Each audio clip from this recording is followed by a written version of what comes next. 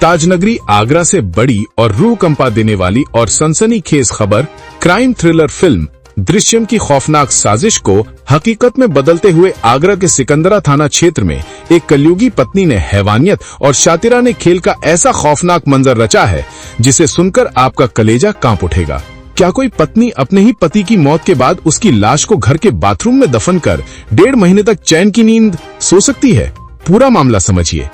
मृतक सुरेंद्र कुमार शर्मा पिछले 26 मई से अचानक लापता थे और उनकी गुमशुदगी की रिपोर्ट दर्ज थी।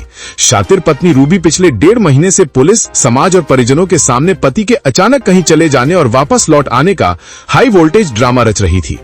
पुलिस सीसीटीवी फुटेज खंगाल रही थी, सुराग ढूंढ रही थी, लेकिन कातिल हसीना पुलिस की आंखों में धूल झोंककर अपनी ही बनाई कब्र के ऊपर रह रही थी।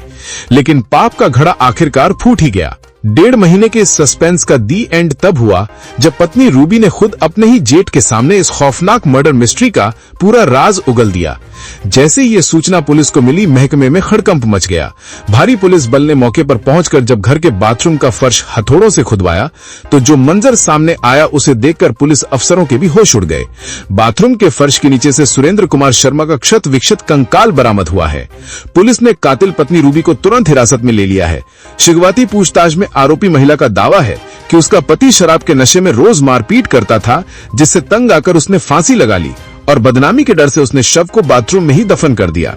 लेकिन पुलिस इस फांसी वाली थ्योरी को मानने को तैयार नहीं है। कंकाल के अवशेषों को फोरेंसिक जांच के लिए भेज दिया गया है।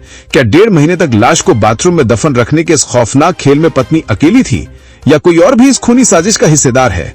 और सबसे बड़ा सवाल, मौत की वो असली और खौफनाक वजह क्या है जो अब फोरेंसिक और पोस्टमार्टम रिपोर्ट के बाद ही साफ हो पाएगी।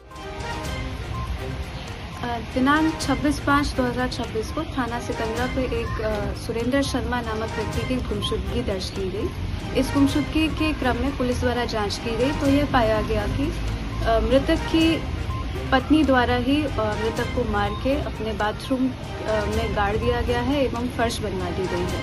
पुलिस द्वारा विधिक कार्रवाई करते हुए बाथरूम की फर्श तोड़ी गई एवं शव को बरामद किया गया। शव को पंचायतनामा करके पोस्टमार्टम हेतु मॉर्चरी भेज दिया गया है और अभियुक्ता को, जो कि मृतक की पत्नी है, उनको हिरासत में लेकर पूछताछ की जा रही है। अन्य विधिक कार्रवाई अमल में लाई जाएगी।